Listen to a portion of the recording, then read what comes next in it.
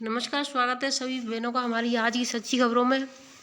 तो जैसा कि बहनों आज हमको ने आपको बताया था सुबह की वीडियो में कि आज 2 ऑनलाइन मीटिंग होनी है, एक 11:30 बजे से होनी है, जो थी माता उन्मुखीकरण की, जिसमें बहनों ने भाग लिया होगा। अगर किसी बहन ने भाग नहीं लिया है तो उसकी वीडियो भी हम डाल देंगे।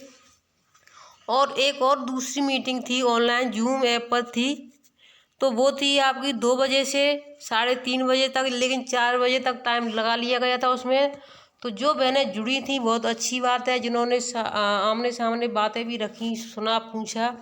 लेकिन जो बहनें नहीं जुड़ सकी किसी कारणवश, तो वो बहनें अपना वीडियो में देख लें, उनके लिए वीडियो डाल देंगे, जिससे कि उनको सभी जानकारी समय से हो जाएंगी। बहुत ज़रूरी है, अगर नहीं देखेंगी तो आपके लिए दिक्कत भी हो सकती है, क्योंकि इन्हीं चीज़ों से प्रश्न आपके रखे जाएंगे जो दक्षता परीक्षा होगी उसमें। तो सभी बहनें उन वीडियो को देख लें। अब मैं आपको जो आदेश दिखाने जा रही हूँ उसको ध्यान से देखें। 22 तारीख का आदेश हुआ है, यानी आज 22 है, 22 को ही आदेश निकला हुआ है, तो सभी बहनें देख लें। जिला कार्यक्रम अधिकारी आगरा, समस्त बाल विकास परियोजना अधिकारी प्रभारी जनपद आगरा। तो इसका मतलब ये ना समझें सिर्फ एक जिले में, ये उत्तर प्रदेश के 75 जिले में ये लागू हो चुका है। पहले निदेशालय से आदेश निकल चुका है, अब जिले में कोई जिला आगे निकालेगा तो कोई जिला पीछे निकालेगा, लेकिन आप जानकारी अवश्य कर लें। इसका विभाग यानी इसका विषय है विभागीय पोर्टल।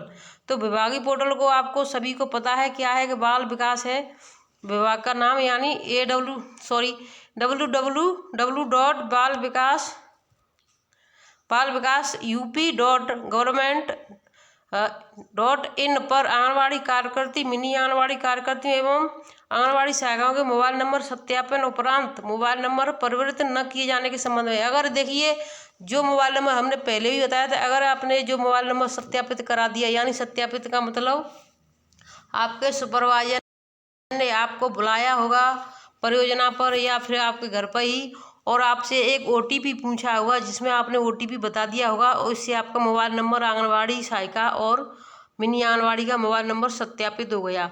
और सत्यापित का मतलब आपका सत्यापित हो गया, तो आप इसको चेंज ना करें, ये आपका नंबर वहाँ पर दर्ज हो चुका है।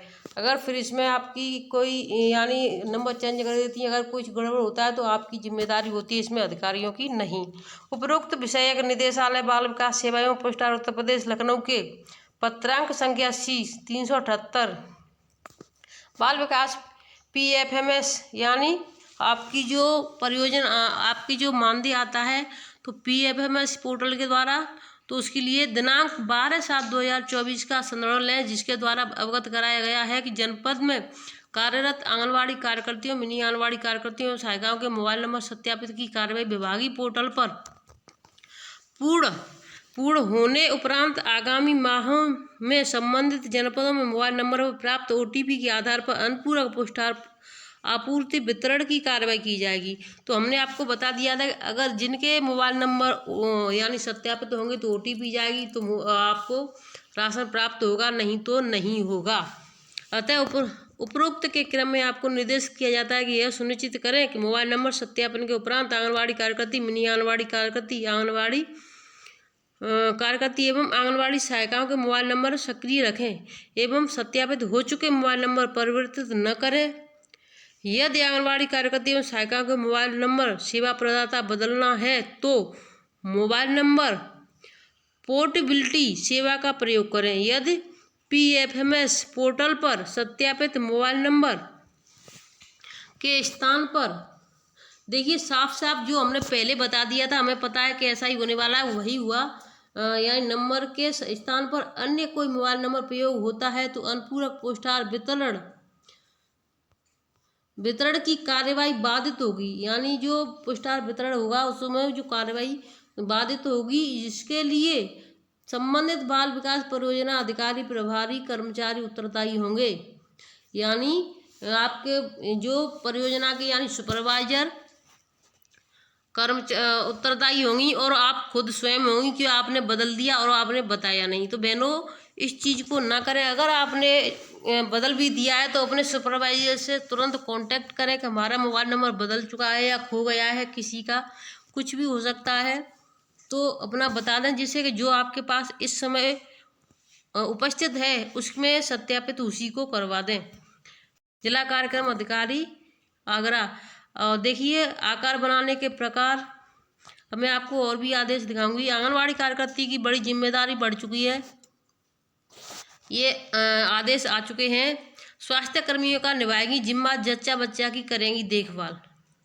ये अम्बेडकर नगर से खबर आई है। प्रधानमंत्री मातृत्व वंदना योजना के तहत अब 2168 आंगनवाड़ी कार्यकर्ता नई जिम्मेदारी संभालेंगी। 2168 का मतलब ये ना समझें आप यानी टोटल इतनी ही आंगनवाड़ी संभालेंगी। ये एक जिले की है, सिर्फ अम्बेडकर नगर की।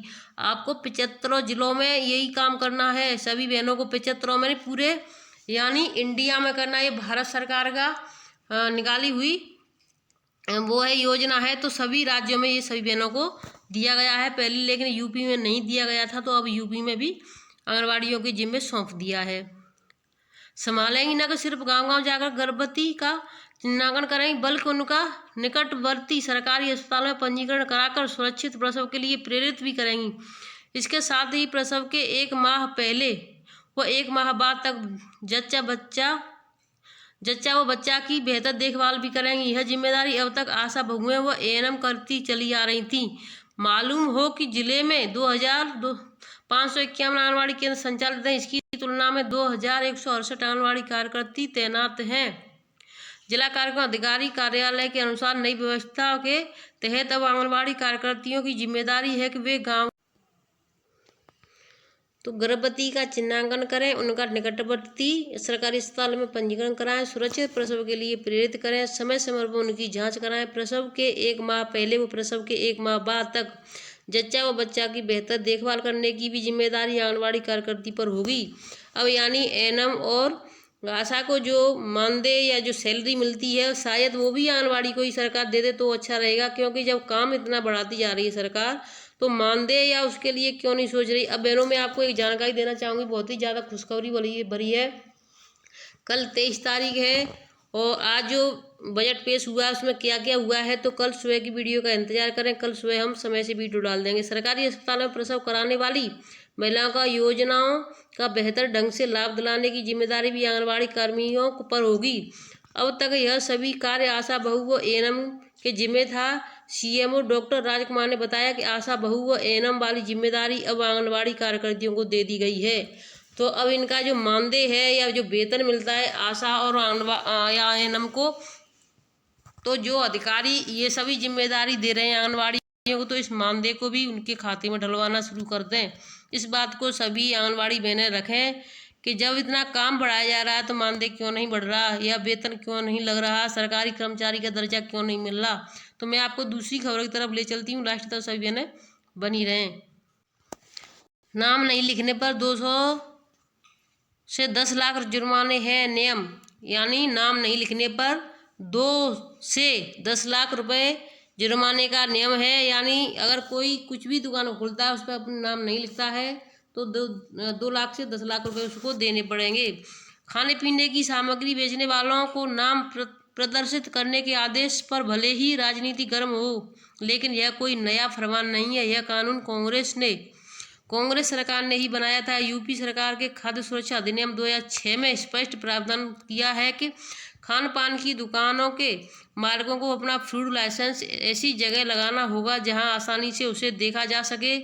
नाम प्रदर्शित नहीं करने पर 2 से 10 लाख जुर्माना का नियम है। अधिनियम के दायरे में खाद्य पदार्थ बनाने वाले विक्रेता, वितरक, catering service, packaging, stockist, transporter, भंडार व ढुलाई करने वाले आते हैं। वर्ष में 12 लाख से अधिक टर्नओवर करने वालों को फूड लाइसेंस अनिवार्य है। इससे कम टर्नओवर वालों को यानी रिलेट कारोबारियों को पंजीकरण कराना होता है। खाद्य सुरक्षा अधिनियम 2006 के प्रावधानों को 5 अगस्त 2011 में लागू किया गया था, जब केंद्र में यूपीए की सरकार थी। यूपीए अधिनियम कहता है कि अगर दुकानदार के पास फूड लाइसेंस नहीं है तो सामान बेचने पर 10 लाख तक का जुर्माना लगाया जा सकता है। वहीं बिना पंजीकरण के खानपान का सामान बेचने वालों के खिलाफ 2 लाख जुर्माना लग सकता है। अधिनियम में फूड लाइसेंस और पंजीकरण को दुकान के सामने डिस्प्ले करना भी अनिवार्य किया गया है। लाइसेंस प्रदर्शित न करने पर नोटिस के बाद खाद्य सुरक्षा अधिकारी जुर्माना लगा सकते हैं। मुख्य खाद्य सुरक्षा अधिकारी जेपी सिंह का कहना है कि लखनऊ में सख्ती से इस अधिनियम को पालन कराया जाएगा। तो बहनों, मैं आपको लास्ट तक बता रही हूँ कि वीडियो को पूरा देखें और आप पोषण भी पढ़ाई वाला वीडियो अवश्य देख लें, क्योंकि वो बहुत ज़रूरी है आपके लिए जो परीक्षा देनी है दक्षता उसके लिए। अगर जिनको दक्षता परीक्षा नहीं देनी है, दूर होना है, बैकआउट करना है, तो बिल्कुल भी ना देखें। धन्यवाद।